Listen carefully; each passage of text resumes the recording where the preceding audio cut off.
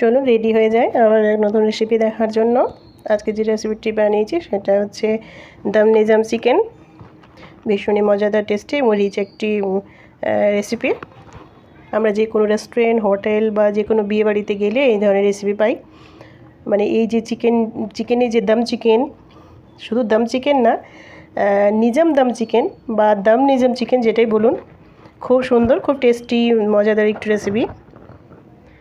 তো দেখে নেওয়া যাক কী করে বানিয়েছি। তো সর্বপ্রথম একটা কড়াইয়ে আমি তেল নিয়ে নিয়েছি, সরষের তেল। দিয়ে দিচ্ছি গোটা জিরে, আর দিয়ে দিচ্ছি গোটা মানে গরম মশলা। তার মধ্যে রয়েছে তেজপাতা, ডালচিনি, সাদা এলাচ, বড় এলাচ, লং, গোলমরিচ, জয়িত্রী, আর দিয়ে দিচ্ছি জায়ফল। আমি সব গোটাই দিয়ে দিয়েছি তেলের মধ্যে। সমস্ত মশলা দিয়ে দেওয়ার পর নেড়ে নিয়েছি আমি হালকা করে।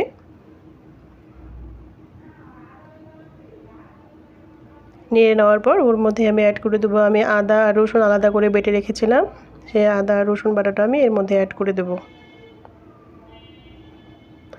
আমি এখানে কোনো কাঁচা পেঁয়াজ অ্যাড করিনি। পেঁয়াজ আমি অ্যাড করেছি কিন্তু পরে করেছি। যাই হোক, আদা রসুন বাটাটাকে ভালো করে নেড়ে নিয়ে একটু কষিয়ে নিয়েছি। কষিয়ে নেওয়ার পর আমি চিকেনটা দিয়ে দিচ্ছি। চিকেনটা আমি দই, লঙ্কার গুঁড়ো, হলুদ গুঁড়ো, জিরে গুঁড়ো, ধনে গুঁড়ো, গোলমরিচ গুঁড়ো সমস্ত কিছু মশলা দিয়ে রেখে দিয়েছিলাম। দিয়ে সে চিকেনটা আমি দিয়ে দিচ্ছি। দিয়ে তার মধ্যে আমি নেড়ে নিলাম আর ঢাকনা দিয়ে দিলাম। তরকারিটা বেশি আমি কষাইনি, শুধু জাস্ট ঢাকনা দিয়ে রান্না করেছি। এরপর নেড়ে চেড়ে নিয়ে তেলটা একটু উঠে আসলে আমি পেঁয়াজের বেরেস্তাগুলো দিয়ে দিয়েছি। পেঁয়াজগুলো আমি আলাদা করে প্রথমেই ভেজে নিয়েছিলাম, বেরেস্তা করে নিয়েছিলাম। তো অবশ্যই এই রেসিপিটাতে পেঁয়াজ কাঁচা দেওয়া যাবে না, পেঁয়াজটাকে আগেই বেরেস্তা করে রাখতে হবে। যাই হোক, বেরেস্তা দেওয়ার পর আবার নেড়ে নিয়েছি। আর এই পর্যায়ে আমি লবণ দিচ্ছি। আগে আমি লবণ দেইনি, পরে লবণ দিচ্ছি। তেলটা দেখুন ছেড়ে এসছে চিকেন থেকে। এবার আমি আবার আরও মশলা আছে যেটা অ্যাড করব, সেটা হচ্ছে বাদাম বাটা।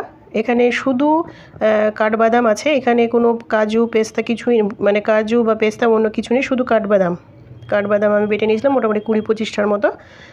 সে কাঠবাদাম বাটাটা আমি ওখানে অ্যাড করে দিলাম। অ্যাড করে দিয়ে নাড়ার পর কিছুক্ষণ পর, মোটামুটি 2-3 মিনিট পর দেখুন আবার মশলা থেকে তেল ছেড়ে এসেছে। আর গ্রেভিটা কত সুন্দর হয়েছে দেখলেই বোঝা যাচ্ছে। এরপর যে বাটিটাতে বাদাম বাটা ছিল সেই বাটিতে আমি গরম জল দিয়ে দিয়েছি আর গরম জলই অ্যাড করেছি।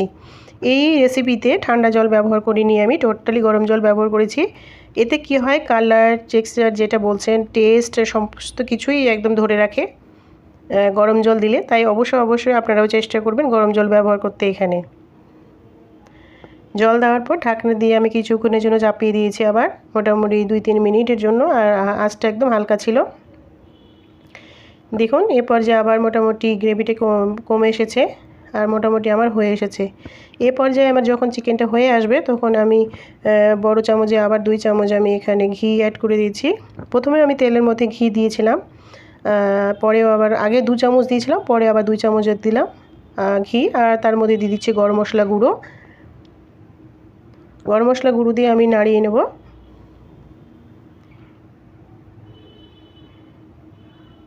এই যে ঘিটা দিলাম, ঘিটাতেই এই চিকেনের ফ্লেভারটা আরও অনেকটা বেড়ে যাবে, মানে টেস্টটা। এরপর দিচ্ছি কাসুরি মেথি, নিয়ে হাতে ম্যাশ করে নিচ্ছি, 2 হাতে ম্যাশ করে নিয়ে আবার আমি ওটা দিয়ে দিচ্ছি।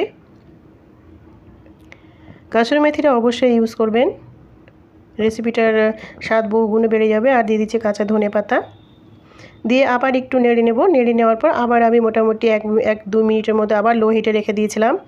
আর আমি একটু চিনি ব্যবহার করেছি, চিনিটা দেখানো হয়নি, আমি চিনি দিয়েছিলাম, বেশি না, একটু হালকা করে চিনি দিয়ে দিয়েছি টেস্টটাকে ব্যালেন্স করার জন্য। দিয়ে আবার আমি ঢাকনা দিয়ে দিয়েছি। মোটামুটি তরকারিটাকে আমি ঢাকনা দিয়ে রান্না করেছি হালকা আছে। প্রথমে একটু হাই হিটে ছিল, কিন্তু পরের আঁচটা আমি একদম লো হিটে দিয়ে রান্না করেছি। দেখুন এবার মোটামুটি আমার তরকারি হয়ে গেছে, মানে আমার রেসিপি হয়ে গেছে চিকেনে দম চিকেন। তো এবার আমি নামিয়ে নেব।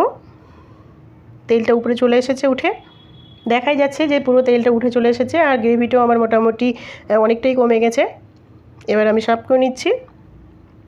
তো আমার ভিডিওটা যদি আপনাদের ভালো লাগে, এই রেসিপিটা ভালো লাগে, তা আপনারা ছোট্ট করে একটু লাইক কমেন্ট করে দেবেন আর স্কিপ করবেন না।